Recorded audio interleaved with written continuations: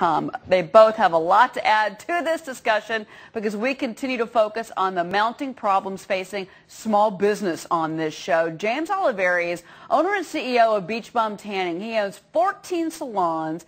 He has franchised another 40 of those salons, but James and his business has been burned, forced to shut down 2 of the shops due to the tax on indoor tanning imposed by the new health care law. And he joins us right now. And James, I want to talk to you first and foremost about that decision to close 2 new salons because of the tax. What was the main driver of your decision here?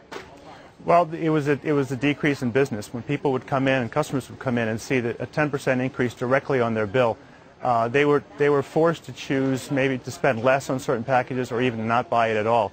And that directly affected the number of people coming into our salons, and we've had to close them because of that, because of that. All right, but you know, you've also got franchise businesses. What are your franchisees telling you? Are they saying the same thing to you, that business has been? I mean, this is a 10% tax on something that, frankly, a lot of folks in middle-class America just cannot afford to pay. They can't afford to pay it, and what they're seeing is when we signed leases, say, 2, 3, 4 years ago, we did not take this into consideration. And now with this drop in business, it's very difficult to hold on to the types of retail shops and the type of service we're able to provide for people, seeing that the drop in business has occurred. Why do you think, I remember when this was all being debated under Obamacare and the health care when it was still a bill, and I remember that the Bow tax was one of the things that was being bantered about. That was a 5% tax on cosmetic surgery, on Botox, things like that. That actually died in favor of this 10% tan tax. Do you think there was some backroom dealing going on at the time? Absolutely. This tax is a microcosm of what most people feel was wrong with the process that brought the health care plan into effect and the haste that they did to get it put out. What it was, no economic study was done on what business could or could not support it. They just took a name from a list, say, okay, let's pick tanning salons, put it under a 10% tax, again, with no economic study. So what that does is, our business is a business that deals with middle-class people. So it's a tax that's supposed to support middle-class people, but ends up being taken away from middle-class people. So what we see is this 10% tax, again, our industry can't support this.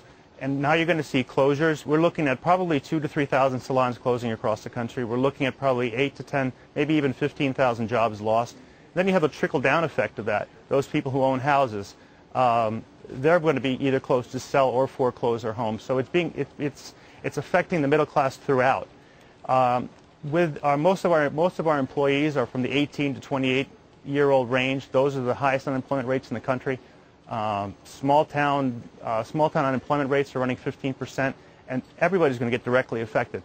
Again, because it wasn't a tax that was thought out. It was a tax that was said, okay, here's the name on the list. Let's pick it at the 11th hour, and let's ram it through the system.